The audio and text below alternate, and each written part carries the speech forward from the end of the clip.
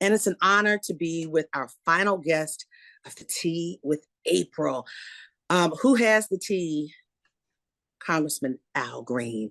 He's got the tea on everything. He's given us the tea. We have been watching him knock the pot over, especially this year since January. It started with him standing up in the well of the House when the president gave his address. It wasn't the State of the Union, but it was his joint session of Congress.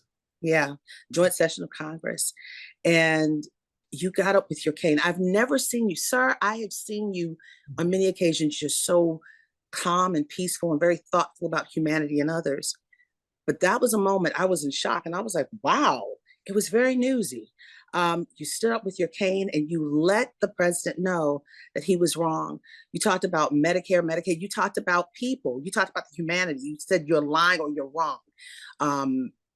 Talk to me about that moment that now leads into this moment with this big, beautiful bill. Well, thank you. It wasn't something that I planned to do.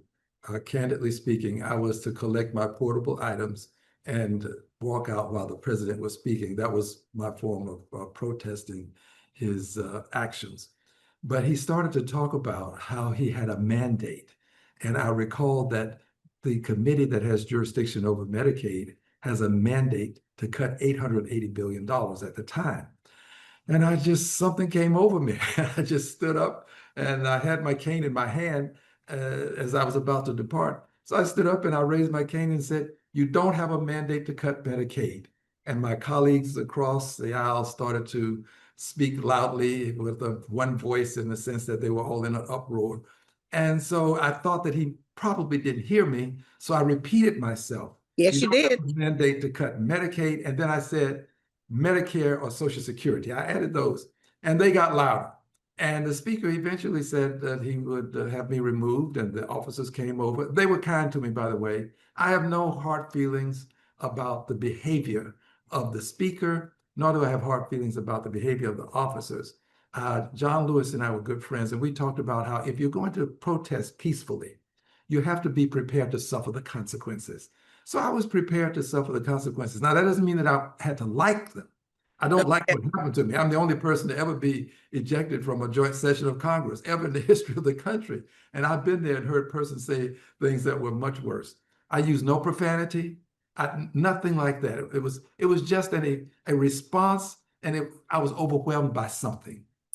And I just did it. And what is amazing to me is later on, the president, he called the Democrats on television that night in the joint session. He called them lunatics. Now, the president hasn't been censured. He hasn't been sanctioned in any way. There's been no resolution brought against him for his ugliness. And I was removed. But as I said, I'm prepared to suffer the consequences. And I do it again. This time I do it with a greater degree of thought, but I do it again given the opportunity. As a Democrat Texas congressman in a red state. Yes. And right now the Senate is looking at this, what is called the big, beautiful bill. I've heard from New York Congressman Greg Meeks, who says it's the big, ugly bill. I've heard from Reverend Barber, who was on the show today. He called it the big, ugly bill, Reverend William Barber. What do you call it? Being in a red state, a Democratic congressman, dealing with an issue that impacts your constituents, Democrat and Republican constituents? Well, given my life experiences, I call it a big, ugly steal, not a bill, steal. And I call it a steal because we're literally, and I regret even having to say this, they're taking from the poor, the people who need Medicaid, and they're going to now give this money to the rich. So it's taking from the needy to give to the greedy. And I just think that is an abomination. I absolutely will fight it until it is done. And then even after it's done, I'm going to fight it because Medicaid is something that people need, not because they just want to go to the doctor. They go because they need medical services. And the truth be told, we are still going to pay for services because people will go to the emergency room. Yeah. It costs a lot more there. So these cuts are permanent, by the way. These are not temporary cuts. They're permanent. And they will impact Medicare because if we live long enough, we're likely to need Medicare because if you need long-term hospital services or long-term medical services in some sort of nursing home or something, you're probably going to need Medicaid and Medicare because Medicare is a part of Medicaid at that point. What are some of the stats when it comes to Medicare and Medicaid? Because it's Oh. both M's in this big, beautiful bill that are being cut. What are some of the most impacting numbers that really stand out to you, mostly why you are pushing back on this? Yes, well, nearly 50% of the children born in this country have had some experience with Medicaid. Mm. And Texas, for those who don't know, could have expanded its Medicaid with the Affordable Care Act, something that the Honorable Barack Obama gave us by way and through his tireless efforts. It would have expanded it and given Texas $100 billion. Now, let me say that again because it's hard to believe that it was $100 billion. $100 billion would have been passed on to Texas by way of the federal government if Texas would have but only expanded Medicaid so that it could cover more people. Texas rejected $100 billion, which is one of the reasons why Texas has the highest number of people without insurance in the country. These are the things that impact. Right. And Texas is that state that it's a very large state. Yes. And we hear about Dallas, we hear about Fort Worth, we hear about Austin, we hear about Houston. Most definitely, we hear about Houston, H-Town. But you have a lot of rural places that don't have that don't have the capabilities like those bigger places. A lot of rural hospitals and rural clinics could possibly close. Could you talk to me about that, sir, please? Yes, yes. Thank you for bringing it up. The rural hospitals will probably suffer the most. They don't have the finances that we might have in some other places. And as a result, those patients that come to those hospitals are Medicaid patients, a good many of them, a percentage such that some will literally, as you've indicated, they will have to shut down. It's not thoughtful what is being done if you're thinking about who's going to be hurt. Now, if you're thinking about how you can, this is all about how much money can we get from this program or that program so that we can have this tax break for billionaires, people who live in the suites of life. We're now going to take from those who live in the streets of life, in a sense, and give it to those who live in the suites. Take from the needy to supply the greedy with another yacht, maybe, or some vacation in some exotic paradise. But this is just inanity that borders on insanity. It really is. And we have to fight it. Beyond Medicaid and Medicare, what are the other issues that you're concerned about? We keep hearing about Medicaid and Medicare, but what are some of the other issues that impact the least of these? We've heard about SNAP, but there's so many things in that bill that a lot of people haven't heard about. But what are some of the other things that are less heard about that you're really concerned about as well in the cuts? Well, yes, I'm going to mention one, but I just don't. I want to make sure people know that this is the issue that we are fighting the hardest to deal with the Medicaid, because this is insurance for people who can afford the medical care that they will need. Yes. But within the bill, as you probably have heard, there were some breaks for EVs, the vehicles, and the president and his bestie have fallen out now. So that's going to be removed. But they've fallen out because he didn't get a piece of that. Right. And we're talking about Elon Musk, yes. the guy who had the black eye in the Oval Office. He didn't part of that. The brakes or the money for the electric vehicles for his Tesla corporation. Go ahead. Which is what has kept him in business. Yes. And he wants to remain in business. But now a couple of other things that are not mentioned enough. Silencers. Persons who buy silencers, they'll be getting a break. Persons who get tans and tanning salons, there'll be a break for. Wait a minute, silencers for guns. Silencers for guns, yes, yes, silencers for guns, and tanning salons. It makes no sense. But these are some of the things, and I'm glad you brought it up, because people need to know about these back burner things that we don't hear a lot about because they're not on the front burner. But there's still tax break opportunities for people who need tans. Now, here's the interesting thing about this tanning. I hope nobody would take this the wrong way, but some people don't get tans. Kind of, some of us are born with tans, okay? So, you probably won't benefit, probably wouldn't benefit me. You might get one, but it wouldn't benefit me to go to a tanning salon. So, Just go to the beach. yeah, all I had to do was be born. Okay, yeah, I get you. Yeah, I know the lane that you're going down. yeah. So, Yeah. but this is a business that is in the business of providing this service, and so there'll be tax breaks associated with it now. So, But there are also parts in that bill that's really interesting. And for those who need overtime, you get overtime tax free. And then all, well, let's examine that. That really needs to be examined. Can uh-huh. we examine that for just a moment? Yeah. And also, but along that line, they're also saying tips are tax free. Let's examine that. Okay. I'm here. Now, here's the way I see it. Mm-hmm. I think we're talking about the taxes that you would normally pay into Social Security. Yes. You won't pay that. Well, Mm-hmm. that's a great thing when you're young and you're invincible, you're invulnerable, you're ineligible. Great. But what happens to them when they get older? Right. And they, at that point where they need those things in their Social Security that they have paid for, what happens then? So, Great point. yeah. So you're really hurting your future for your immediate needs. Now, look, I want people to make as much money as they can, but I don't want to see them mortgage their future like this. And That that's concerns me. important. And that's why I'm saying, we hear so much about Medicaid and Yes. Medicare.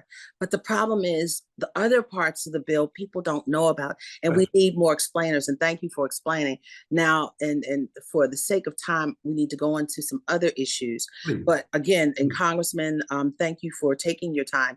And if you My need to honor. talk to him, he's Congressman Green has always been amenable, and he's very constituent based and oriented. So I'm sure his office will be glad to field some of these questions, to help you find answers, because this is important. This is about you. This 10-year bill is about you. I mean, Republicans are calling it the big, beautiful bill. Democrats calling it the big, ugly bill. And Congressman Green is calling it the big, beautiful steal. Big ugly steal. This big ugly steal. Taking from the needy to give to the greedy. The greedy, yes. The big ugly steal. Let's. And by the way, it's permanent.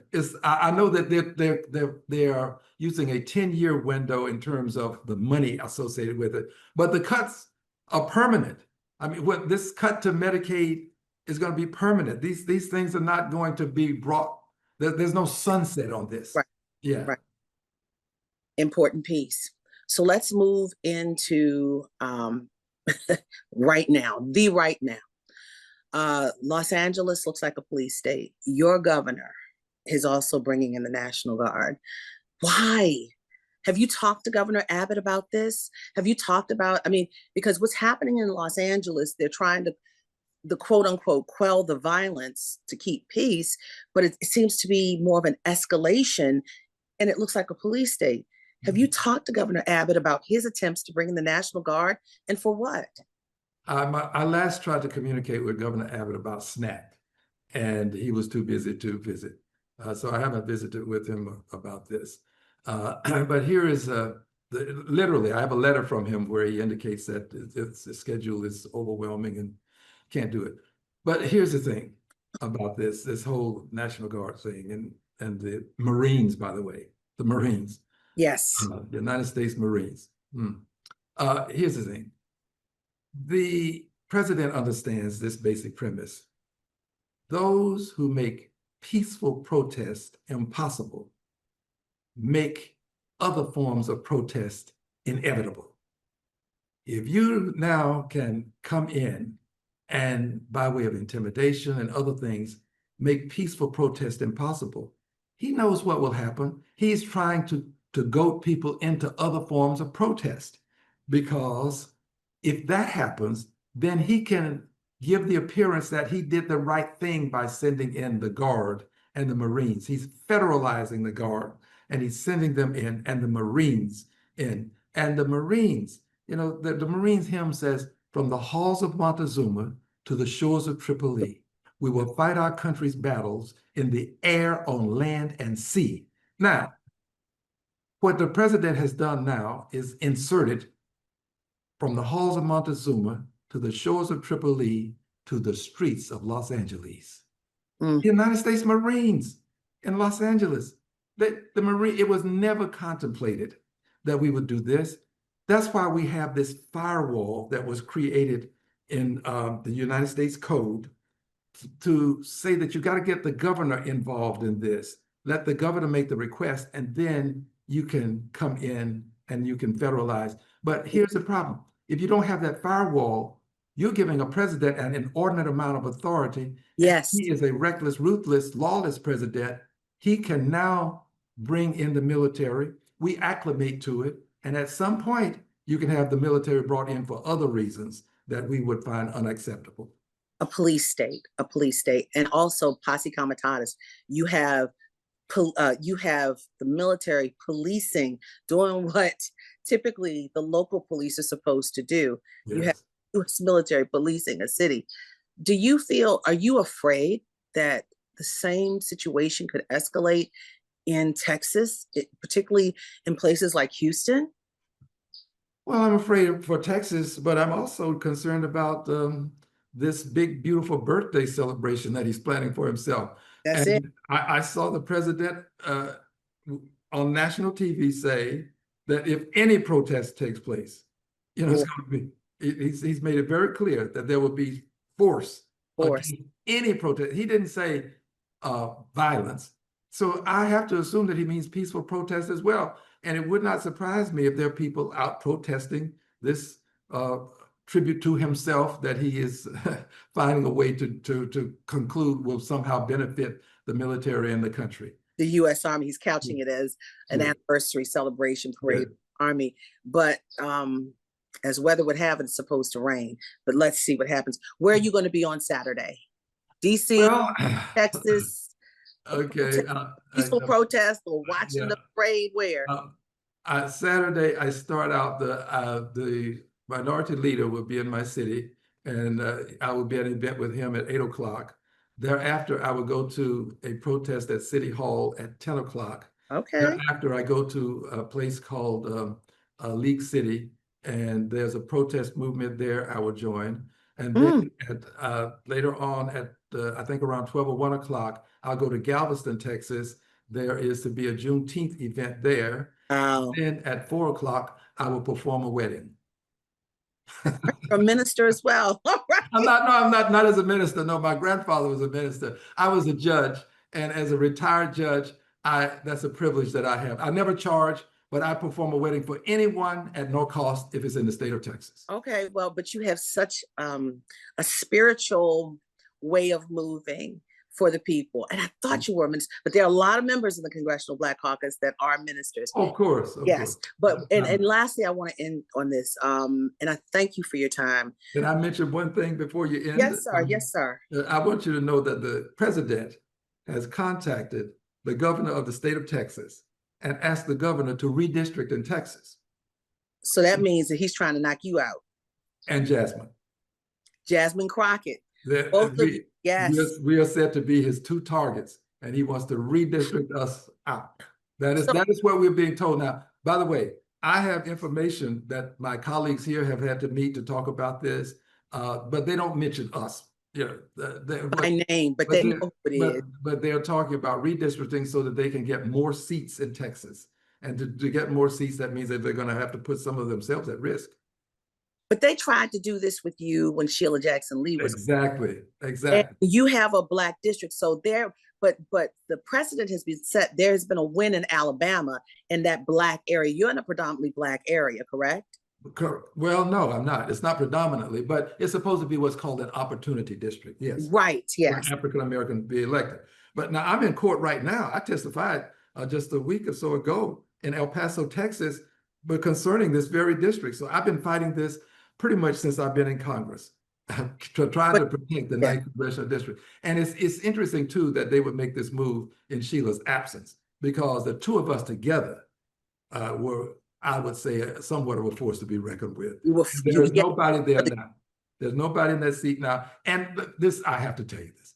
If the governor had allowed the election to take place so that we would have a representative in Congress from the 18th Congressional District, the big, ugly steal would not have passed, because it passed with one vote, and the 18th Congressional District was not represented. because Sheila Jackson Lee passed. And Sylvester Turner passed. Yes. And the governor could have set the election earlier. He set the election for November. So this seat is going to be vacant. That gives them that one vote that they need to do some of these dastardly deeds.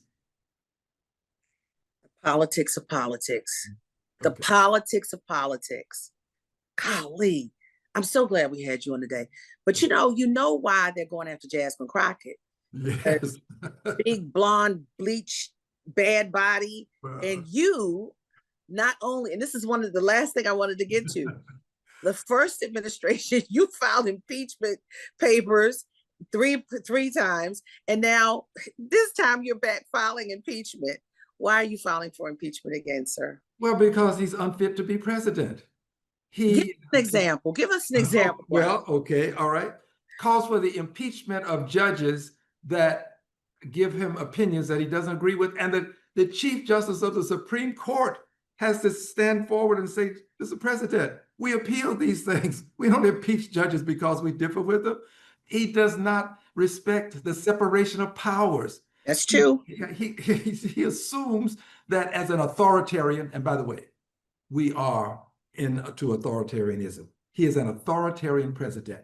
We're having other people say it now. It's just that I want to do something about it. This is one thing. Authoritarian is the same as dictatorship. Let's just call it. It's very close. But I want to do something about it. There are some people who want to manage his authoritarianism. There are some others who want to magnify it.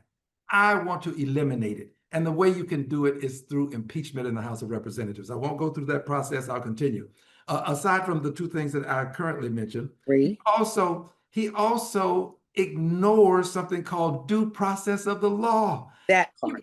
You would take a person and just sweep him up and take him to some distant country and lock him up with an indefinite amount of time. Mr. Garcia. As to how long? Yes, Abigail Garcia. Lock this person up without giving this person a chance to, this is what due process is about. To give you a chance to say, hey, I'm not the right guy. You have the wrong person. Here's why. Let me explain. And the administration itself has acknowledged that it was a mistake to do what they did, but he's so mean-spirited such that he will not want to do what's right, the right thing, really the righteous thing, and bring the man back and give him his due process. But the impeachment movement made a difference. We have made it very clear that he was going to be impeached, or we were going to file articles for that reason. In fact, I did. They're there. And those who are involved in impeachment, those lawyers also who filed these lawsuits, and the people who have been mass protesting, these things make a difference. Impeachment can serve two purposes. One as a removal, but another as a deterrence. If a president knows you're serious about it, it can become a deterrence, which may be why he would like to see me removed from Congress by way of redistricting. that part. But so this time, I would think the articles, one, would be for removal, not just to say you're impeached, but for also removal. And two, the way I understand it, because Republicans control the U.S. Supreme Court, the House of the Senate, and the White House, it's not going to happen until there's a flip, possibly at the midterm. So the articles are there, but Democrats won't take it up until they are running the show, correct? Well, I don't know what Democrats will do, okay? I don't speak for Democrats. I speak for myself and everybody who agrees with me, okay? So if you agree with me, I speak for you. But here's impeachment is a deterrent, because if a president believes that it can happen, by the way, they're preparing for it already. Okay. And so if they believe that it can happen, then they either prepare to fight it or they can mend their ways. I think the president brought Abigail Garcia back because of the deterrence associated with the impeachment, the movements that have started, the litigation, all of these things combined, I think helped. But I'm going to bring those articles because it is the righteous thing to do. I believe that we have to use every weapon that we have, political weapon. I'm not going to hurt anybody physically. We have to use every political weapon we have. And this is the only one that we have that Republicans cannot say, listen, you can't do that and never have it heard. When you bring articles of impeachment, they have to be brought to the floor for a vote. There will be a vote this month on articles of impeachment. As one of the most famous Texans right now out there says, this ain't Texas. So look, we're talking Beyonce. I'm literally trying to find my cowboy hat and my boots right now for the concert on July 4th. Come on down. And by the way, I'm also bringing articles of impeachment against the vice president. Wait a minute. Yes, the vice president as well as the president. Yes. You knocked the pot over. You knocked the teapot over, sir. Well, look, the vice president has done some things. I'm not going to go into them now. I know where we are with that time, but I just want to tell you, he's done some things that you are going to find exceedingly offensive. And given the opportunity, I guarantee you would vote to impeach the vice president when I call these things to the attention of the public. I guarantee it. Guarantee it. I'm a journalist and I think it's quite newsy. I can't vote, but I can't vote for either way, but I think it's quite newsy. And I'm going to be there with my pen and pad and my computer, typing it up and making sure people are aware.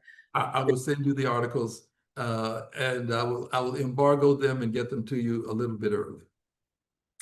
You know, I like that, sir. Thank you so much, Congressman. Congressman Al Green, thank you so much for being on this edition of The Tea with April.